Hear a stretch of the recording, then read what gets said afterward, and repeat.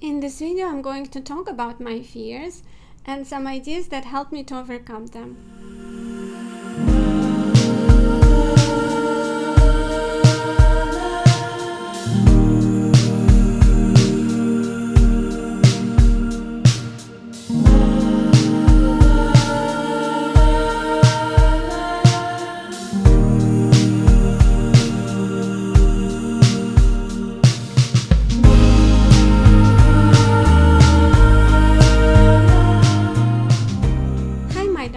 Welcome to Be Strong and Love Yourself, a channel for very strong people.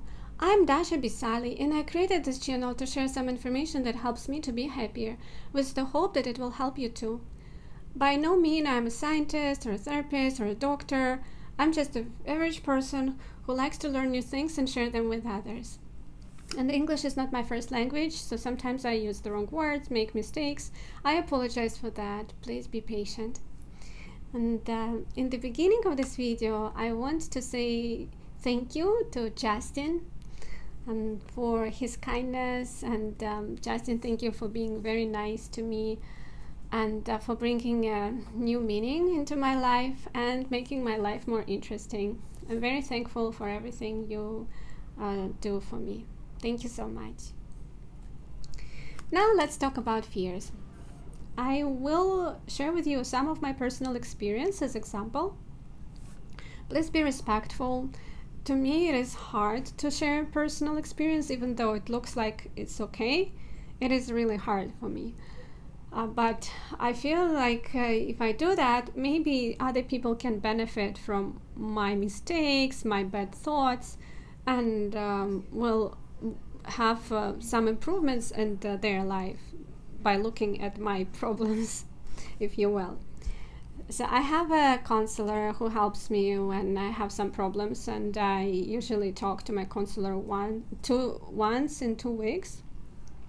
And I discussed with him the feeling of guilt last time, and he told me that guilt is originated from fear, which is true. We are afraid of something that we will, people will think about us, and things like that. And he told me that fear is false evidence appear real. It's an acronym for these words. False evidence appear real. And when I thought of it, I thought it was a great idea because our brain constantly tries to protect us. You predict the future every single moment, almost. And you predict it based on your knowledge, your personal experience, even based on your genes. You make this prediction, and if you don't like something that you predicted, that oh my god, this thing will happen, you try to protect yourself from this thing. And this is how fear works. You assume something and you try to avoid it. But a lot of times whatever we assume is not true. And as example, as my work, I was worried too much about one project, and I thought that whatever I was doing was wrong, was not in a timely manner, that I was failing the project. And my counselor told me, maybe you need to talk to your boss and discuss it with her. So I talked to my director, and she actually said that she was happy with the progress that I've made, and she was happy with my work in general. So I was afraid of something. I had this feeling of guilt. I worked too much, I didn't sleep enough because of these fears, when in reality I wasn't doing anything bad. And when I talked to my director, I felt much better.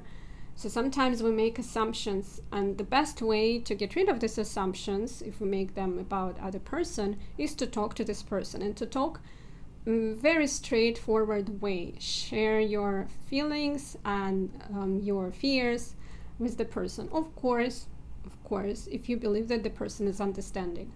My director is extremely nice, so it was easy to talk to her. It's not always that easy, but in general, you can ask for feedback if you are afraid that other people think not so good about you. The other example is with my dad. And I love my dad, but he was not feeling well not long time ago, and he told me that he has blood pressure was 190 to 80. It's pretty high. And he said that it was for a couple of days in a row, and he takes his medicine, but it wasn't helping him. So I was really worried. And just for you to understand, I live in Chicago in US. My dad is in Russia. He was not even in Moscow. He was in Moscow region in his cabin, like in suburbs. For me, I cannot just drive to Russia, especially now the situation is pretty tough. It's really hard to have flights over there. So I couldn't really do anything. And I want to share a very important part of this situation is that when I asked my dad why wouldn't he call emergency, he said, I can't because I have a dog and I'm worried that they can take me to the hospital and our doggy will stay by himself. So he was worried about his dog so much that he didn't want to call the doctors. And my first reaction, it's very important, was anger. I was so mad at my dad and I wanted to yell at him. And it's very not good, you know. I cannot find the word sometimes because of my English, but it's not what you need to do when your person you love tells you that he's not feeling well. You're not supposed to yell at him. You're supposed to experience empathy and compassion. Why didn't I do that? Why did I experience anger? Because I was scared. I was afraid that something would happen with him, and I was so scared that this fear generated anger within me. So I think it's very important to understand that even if we love someone, sometimes we worry too much, and these worries will bring anger into our minds. And in general, fear and anger originated in the same part of the brain, which is called amygdala. So they are like friends, you know. Oh, hi fear, hi anger, let's just hang out together. And when I come up, fear, then anger, you will come with me. This is how it works. But thank God I somehow was able to keep my fear and anger within myself, and I just asked my dad to eat well, to have a good rest, have enough sleep, and keep taking his medicine. And it was all I could do because, again, I was not with him, I couldn't be with him, and I just could support him. And I wanted to show him that I cared about him. And I think it helped. And actually, now he feels good. And next day, he felt better, which I'm extremely thankful for. And what helped me in this situation to kind of let go of fear and try to be compassionate and supportive was my belief that God is always there for me. And if I cannot do something in certain situation, then God will take care of it. And it doesn't mean that God will take away all my problems. I will still have them, but I know that He will send me comfort and strength to overcome these difficulties. And this is what I believe in. I don't believe that my life will always be easy, but when I experience pain, God will come to me and will help me to go through this period which is very unpleasant. So I just gave it to God. It's hard to let go of control because of our limbic system. Our brain likes to have control, but it's very beneficial when you let it go, when you cannot do anything about the situation. My next experience is a little bit unusual, and I got some not very pleasant comments on my YouTube channel, and YouTube didn't really let them go to public. They were kind of suspended. I don't know how to say it, but they were never published. But I could see the comments because I'm the owner of the channel, but other people couldn't. And in these comments, people were saying that because of certain events, I would go to jail, that they sent police to my home, and basically they threatened me. I believe that they had reason to do so. I don't judge anyone, but it was very unusual and unpleasant for me, and it created some fears.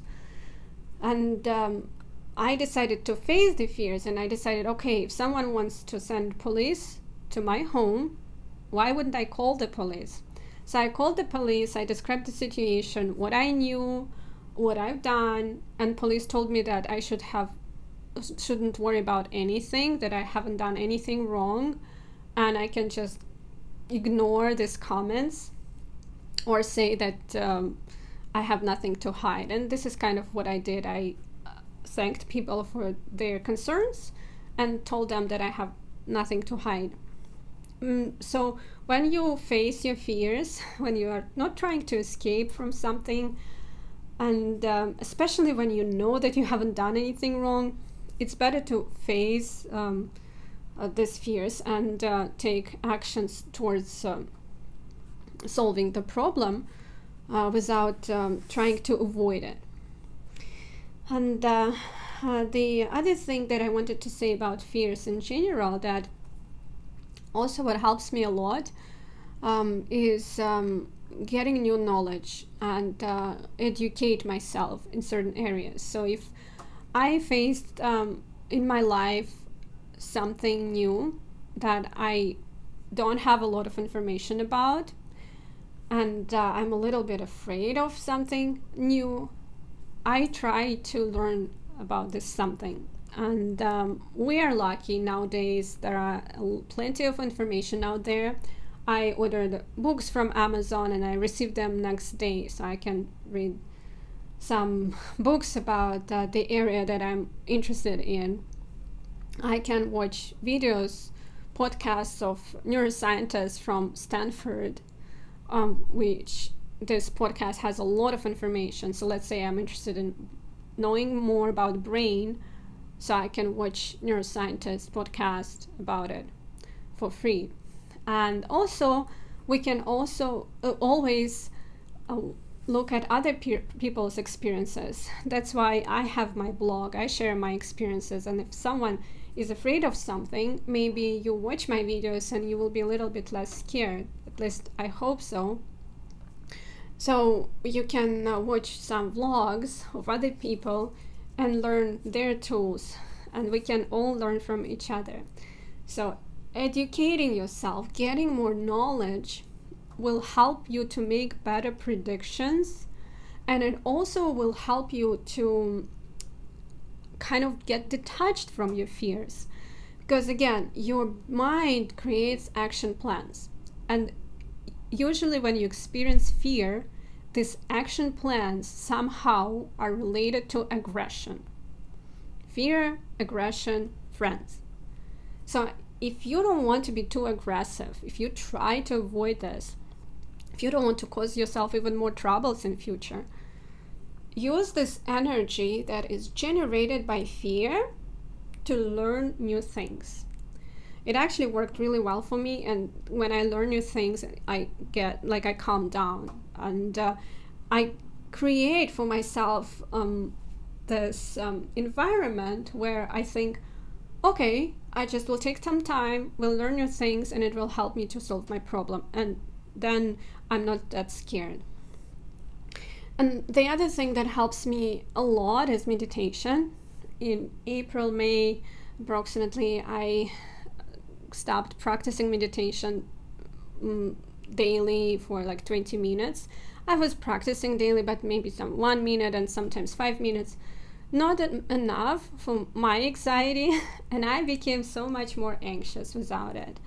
Then in the end of June, I got back to my 20 minutes per day meditation, and it was just about a month since I started it, and I felt such a huge difference. I think 2 weeks actually make difference. If you meditate for 20 minutes for 2 weeks, at least for me, it's huge.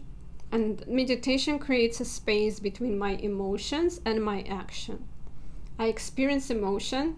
It's not pleasant. I'm scared, but I don't act right away. Instead of the action, I'm looking at my emotion and I think, okay, what am I going to do about you? Should I just experience you and wait and do nothing about it? Or should I call someone who can help me?